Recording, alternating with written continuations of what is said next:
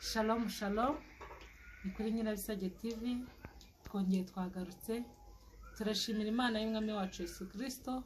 Imana yabanye natwe muri iyi minsi yose itambutse, nta kiguzi na gito twigeze dutanga.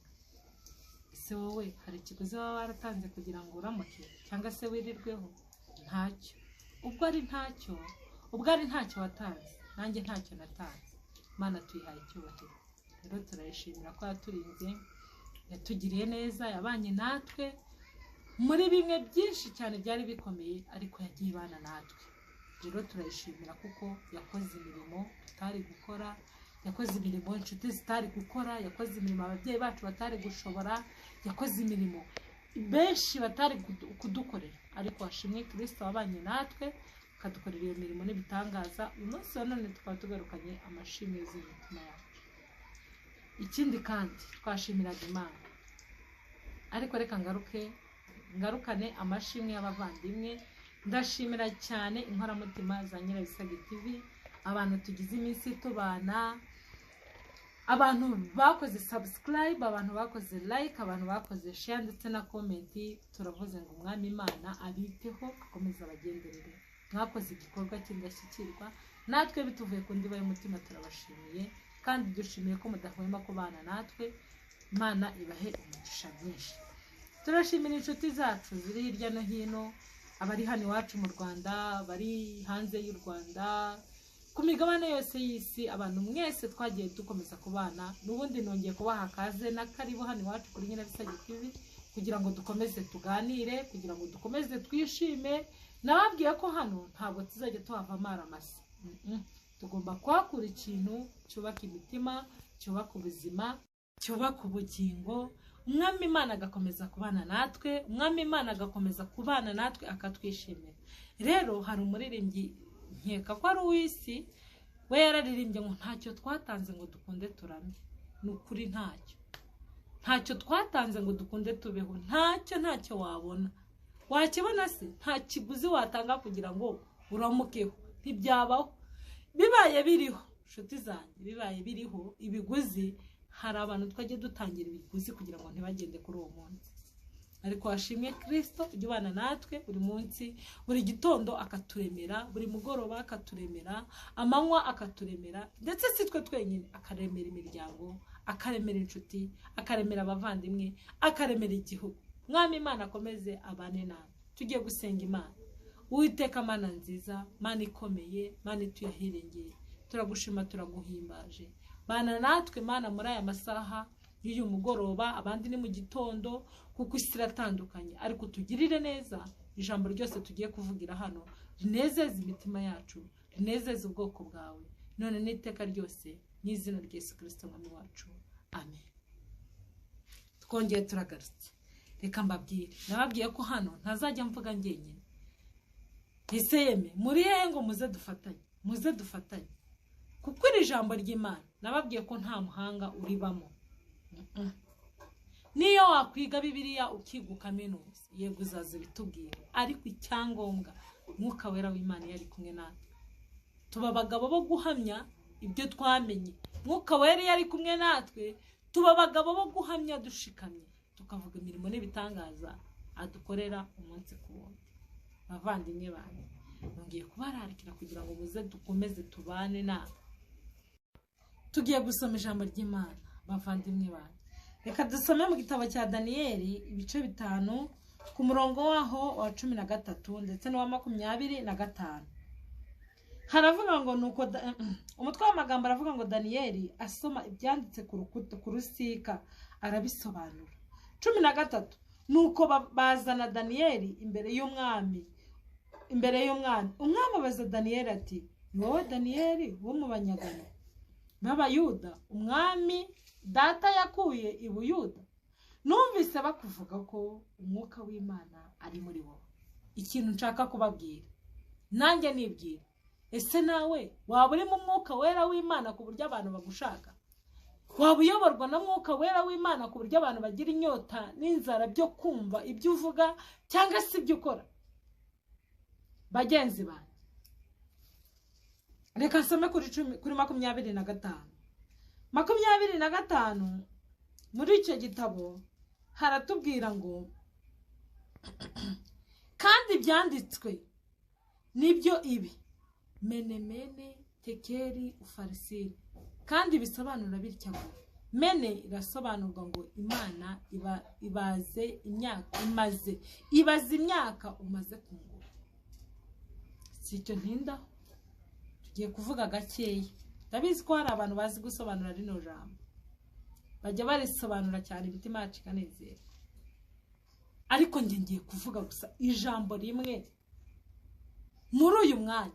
Ese waba ujya wuzura umwuka w'Imana abantu bakagushaka? Ese waba ujya wuzura umwuka w'Imana? Erega kuzura umwuka w'Imana ntabwo ari ukuvuga ku ndimi. Oya, kuzura umwuka w'Imana ni igihe wuzura umwuka w'Imana ugakora ibikorwa bizima. Kuzura umwuka w'Imana bene data ntabwo ari amagambo. Kuzura umwuka w'Imana ntabwo ari uguhanura amafuti. Tugize iminsi duhura n'abahanuzi benshi, sindi nabi binyoma, kuko na Bibiliya irabivuga ko ari abahanuzi b'ibinyoma.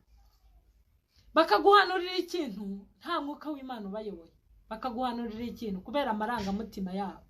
Bakubona uri muremure, bakubona uri mwiza, bakubona uri mubi. Umubi bamuhanurira ibibi, umwiza bakamuhanurira ibyiza. Kandi nyamara wowe mwiza ku mutima ni wowe ufite byinshi bikuruhije ndetse n'ibikubabaje. Wa undi tubona ko ari we mubi, yaba ku isura, yaba ku butunzi, wa wundi ashobora kuba ari ufite amahoro menshi kukurenza wowe. Ariko si icyo nje kukubaza ngo nanjye nibaza, umwuka w'Imana yaba ari muri wowe? Umwuka w'Imana yaba agendana nawe? Daniyeli uyu nguyu bari bavuye iwabo mu gihugu cy'ubunyage. Reba nawe wavuye mu gihugu cyawe ukagera mu kindi gihugu, bakakwita amazina bashaka, ntiwabyanga.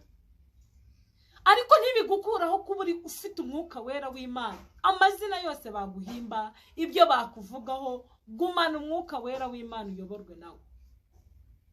Gumana uko wahamagawe, twe gucika intege bavandimwe. Twe gukora uko tutahamagawe, dukora uko twahamagawe kugira ngo Imana ikomeze twishime.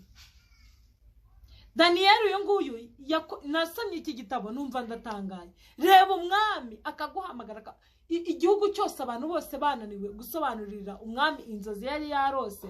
Abapfumu bahari, abakonikoni bahari, abantu b'abanyembaraga nyinshi bahari. Kandi abo bantu bari bananiwe gusobanurira umwami inzozi. Abo yari yiyambaje, abo yari ari kumwe nabo, n'abantu bari kumwe nawe mu gihugu, abo yigishije, abatojwe, abatanzweho bije nyinshi y'igihugu kugira ngo bige.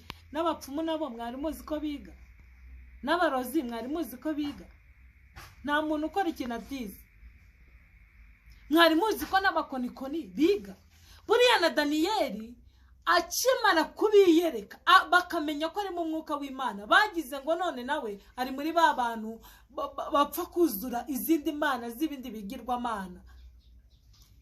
Bene data, mwari muzi ko muri iyi minsi tugezemo, iyi minsi igoye, iyi minsi y'imperuka, abantu basigaye buzura umwuka, ukananirwa gutandukanya umwuka w'Imana, ukananirwa no gutandukanya umwuka w'isi. Kuko umuntu w'isi avuga indimi ukumva nibyo, n'umunyamwuka nawe yavuga indimi ukumva nibyo, ukumva ibintu byose byabaye mahwi, ibintu byafatanye.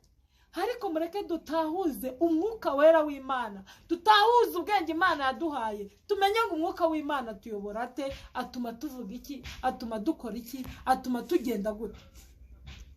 Daniyeli uyu nguyu nigeze atumwimerere w'iwabo, nigeze atumuco. Bavandimwe banje, ahangaha kuri iyi mihanda turiho, iyi ngiyi ya YouTube channel zashishikaye ahantu hose, umuntu wese ari kuri YouTube, umuntu wese ari kuvuga ibintu yiboneye, umuntu wese ari kuvuga n'ibyo atakagombye kuvuga. Reka mbashishikarize, mwe kuvuga ibintu mujye mumenya ko n'ababyeyi batubyaye cyangwa se inshuti, ababyeyi bakuru b'igihugu batureba. Mujye muvuga ibikwiriye, mujye muvuga ku buryo umuntu wese yavuga ngo reka njye kureba runaka avuga ibi bintu bizima. Hari YouTube channel zimwe dufungura tugasanga ziriho ibintu bitandukanye. Mureke tujye tuvuga ibintu biduhesha agaciro. Mujye mureka niba tuvuga ibinezeza n'inshuti, tuvuga ibinezeza Imana. Kuko umuntu umuntu wa mbere uzakureba akishima ni umuntu Imana yaremye. Njyewe nifungura ibyawe nkakureba nkanezerwa, ni ukuri nzaba nezerewe imbere y'Imana kuko uzaba wanejeje ikiremwa cy'Imana. Daniyeli uyu nguyu yanejeje Imana ku buryo hari abagabo ntasubiye inyuma banejeje Imana. Imana ireba kwizera kwabo, Imana ireba imirimo yabo, iravuga ngo kabisa aba bagabo baramagarariye mwiza. Uwa mbere harimo Daniyeli. Daniyeli yahagarariye Imana, aba ambassador muzima. Araho bagwitishamo bakakubwira ngo kubera ko wanze kuramya Imana zacu zibigirwamana tukwice wemere. Ariko Daniyeli waravuga ngo nubwo mwanyica nzapfa nkiyiringiye. Daniyeli muzi nkuru ze, baramufasha bamujugunya mu rwobo rw'intare, baramufata bamujugunya mu itanura ry'umuriro, ariko ibyo ntibyamukanze. Yakomeje kuba mu mwuka w'Imana, yakomeje kwizera Imana, yakomeje kugendana nayo. Yobu yakomeje kugendana n'Imana kubera ko yari yizeye. Baranezerewe, banezeza Imana, Imana ibana nabo, Imana ibitaho kubera decision uba wafashe yo guhagarara ku kintu kimwe. Kavuga uti kama mbaya ikintu ndakizeye, ikintu ngomba kugikora. Imana iyo ibonye umuntu wafashe umwanzuro igendana nawe, ihagararara muri uwo mwanzuro. Ntabwo ari uko abantu bananiwe gufata umwanzuro, ahubwo mureke umwuka wera w'Imana tuyobore, adukoreshe, akora imirimo n'ibitangaza muri twebwe. Mureke tumwemerere gusa tuyobore. Naba ari twebwe, biri ijambo ry'Imana rijya ritubwira muri Zaburi ngo naba ari twebwe. Bibiliya ivuga ngo abayoborwa n'umwuka nibo bana b'Imana. Tuyoborwe n'umwuka w'Imana. Ese tuzageza he muri iyi minsi, muri iyi bihe, kubana n'abantu batuzura mwuka wera? Muzi igikorwa giherutse ku bana iwacu mu gihugu n'ubundi kiracyahari. Insengero zarafunzwe, abantu benshi barafungiranye, insengero zirafunze, ariko hari n'abandi barimo guterana. Si uko barimo guterana aribo buzuye umwuka wera, oya, ahubwo nuko Imana ikibarinze. N'abafungiwe nawe si uko Imana itabarinze, mutagira ngo none ndi kubivuga nabi. Oya, ahubwo mutandukanye umwuka wera w'Imana utuyobora n'ubu, mutandukanye umwuka w'isi utuyobora n'ubu. Iyo uri mu isi uba ufashe igihe mu ntambara, apana kugendana n'ibihe, apana kuzamuka ngo nuko isi yazamutse, apana kumanuka ngo nuko isi yamanutse. Hagarara mu mwuka wera w'Imana, yoborwa n'imbaraga z'umwuka, gendana n'Imana mu bihe byawe, sengana n'Imana, wuzure n'Imana, ube hafi y'Imana, ufate igihe wegera Imana. Ntabwo nzatinya kusubira muri iri jambo. Igihe cyose muzambona hano kuri Nyirabisage TV, nzababwira ngo yemwe abarushe n'abaremerewe mwe munsange ndabaruhura. Umuntu utuzuye umwuka w'Imana ararushye, umuntu utayobowe n'umwuka wera w'Imana ararushye, umuntu utayobowe n'Imana ararushye. Biragoye ko muri no minsi wabwira umuntu ngo gira gutya, ugire gutya, ugire gutya. Nibwo Imana izayikuyobora mu byawe, azakubwira ngo mbana n'Imana. Mureke kwishushanya n'ab'iki gihe, mureke twe kumera nk'ab'iki gihe. Twiyambura uko tumeze, twambara umubiri wa Kristo, tubashe gukora ibishimwa nawe. Bavandimwe banjye, iyo ufite umwuka wera isi iragutinya. Iyo ufite umwuka wera abantu bari aho ngaho baragutinya. Iyo ufite umwuka wera isi iragukunda. Iyo ufite umwuka wera abantu baragushaka. Iyo ufite umwuka wera uravuga bikagenda. Mureke twuzure umwuka wera, mureke tubane n'Imana. Ntabwo bipfa kuza, nta nubwo wapfa kubibona, ahubwo biba mu gusenga. Hari umuririmbyi waririmbye nawe n'uwo mu ndirimbo z'isi ngo twasenze baduseka, niko bajya baririmba ngo twasenze baduseka ngo ariko ngo tuzabanopfesha ku bihembo. Ntabwo yabeshye. Abantu basenga kenshi tugenda duhura n'ibibazo, inzitane, imbogamizi, abantu bakagira ngo ntituzasubizwa. Uyu ni Daniyeli ari mu gihugu cy'ubunyage, yahuye n'ibintu byinshi, ahura n'imbogamizi, aho bamubuza gusenga Imana ye, aho bamubuza ubwinyagambure, akabuza ubwigenge, akabuzwa amahoro, ariko ntibyamubujije kwizera Imana nyamana, ntibyamubujije kwizera imana ngo ayikorere, ngo agaragaze imana, ngo apresentinge imana aho yarari, ngo avuge ngo ni njyewe ukorera imana. Biradukwiriye ko tugaragaza imana aho turi, twe kugera ahantu ngo twiyambure ubumana, twe kugera ahantu ngo duse nuko tudasa, ahubwo duse nuko tuyikorera. Imana itwambika imbaraga, Imana itwambika umwuka wera, Imana itugirire neza, Imana idusange, Imana itwiteho bavandimwe. Hari ugutakambira Imana ukayibwira. Daniyeli yatakambiye Imana, arayisenga ngo ari hejuru, ngo abagabo bamwe baza kumwumviriza basanga nagasenga za mana ziwabo. Ese waba ujya wibeta ugasenga Imana? Ese waba uri mu bihe bigukomereye wabuze umwanya wo kugira icyo ubwira? Ese waba uri mu gihugu kikubuza gusenga?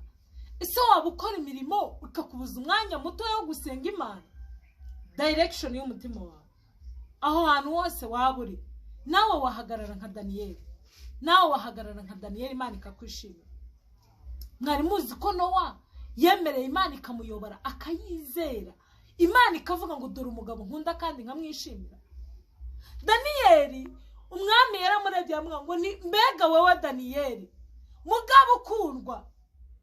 Daniyeli yarakunzwe n'Imana. Impamvu bamuhamagaye ngo Daniyeli mugabo ukundwa nuko yarakunzwe n'Imana. Ese udakunzwe n'Imana wagira ngo hari umuntu wakwitaho? Udakunzwe n'Imana wagize ngo hari umuntu wakureba? Udakunzwe n'Imana wagize ngo hari umuntu waguhamagara? Mureke dukundwe n'Imana, mureke tubiharanire, mureke tubishakishe, mureke tubishakishe imbaraga z'umwuka wera, tuyoborwe n'umwuka wera w'Imana. Daniyeli yageze bamujugunye mu rwobo rw'intare, ariko Imana igira neza. Daniyeli ari mu rwobo rw'intare, abantu bari bazi ko intare zamuriye, zari kumuconcomereza zikamumira bunguri, ariko yararyamye arasinzira, aratuza, Imana imurindiramo. Ese nawe hari ibyo waba urimo bikugoye bikuruhije? Ryama utuze, Imana ikubereye maso. Ariko uri mu mwuka wera w'Imana, fightinga ushaka umwuka wera w'Imana, rwana n'imbaraga zawe ushaka kubabwamo n'umwuka wera w'Imana. Abantu bagushake kuko uzuye umwuka wera w'Imana, abantu bakuruhukira kuko uzuye umwuka wera w'Imana. Bavandimwe banje, Daniyeli yageze naho avuga ngo nahitadukiza nahitadukiza. Kera wabonaga umuntu agize gutya akakurahirira ku kintu yakoze byabaga bikomeye, kuko guca gutya umusaraba gutya mu ijosi nko kuvuga ngo bariteme. Daniyeli we yabonye bikomeye, na bagenzi be aravuga ngo nahitadukiza, itadukiza amaboko y'aba abantu badushungereye, itadukiza ibyago bitwugarije. Nukuri tuzapfa tukiyizeye. Naho uyu munsi wa none itadukiza, iri tano ritari dukiza, nukuri tuzapfa tukiyiringiye. Ese nawe hari ibyo waba urimo? Ese njyewe hari ibyo naba ndimo bitumye ndushye, bitumye ndemererewe, ariko nkavuga ngo naho byaba bimeze uko byaba bimeze kose, nukuri nzakomeza nyiringire. Ese mbuze urubyaro nakomeza nkayiringira? Ese mbuze akazi nakomeza nkayiringira? Ntabwo nakwishora mu bintu bibi. Tuyoborwe n'umwuka wera w'Imana, tugendane n'Imana. Imana ni data, Imana ni umubyeyi. Haleluya. Umuntu uri hafi yanjye uzankurikirana azamenye ngo abayoborwa n'umwuka wera w'Imana, abo nibo bana b'Imana, abo nibo Imana ijya yemera. Nibisura ku manywa, ikabasura mu gitondo, ikabasura ku mugoroba. Hari umuririmbyi waririmbye ngo mu mafu ya nimugoroba, mu mafu ya nimunsi. Imana yabanye natwe. Nawe yagusanga, nawe yakugirira neza. Yitakambire, uyizere, uyiringire. Ni umukunzi mwiza ujya utuba hafi, akaturwanira intambara tutabasha kurwana, akatwambutsa inzuzi tutabasha kwambuka, akatubwira amagambo meza inshuti zitatubwira, agakora byinshi cyane imiryango itashobora. Bavandimwe banjye, mureke tuyoborwe n'uyu mwuka wera w'Imana. Ndafashijwe. Daniyeli aravuga ngo nahitadukiza. Ese wahagarara ukavuga ngo nahitagukiza? Ese wavuga ngo nahitadukiza? Ariko hari umuririmbyi waririmbye neza, aramfasha aranyubaka. hanze mbaririmbire nubwo ntabizi ariko mufashwe. Yararirimbye ngo naelewa maji na moto nitapita kwenye uvune wa mauti, nina wewe sitaogopa kamwe. Mungu wangu wanishika mkono, wautuliza moyo wangu, sina mashaka, wanibeba mgongoni. Waweza tu maneno la uzima libadilishe yote,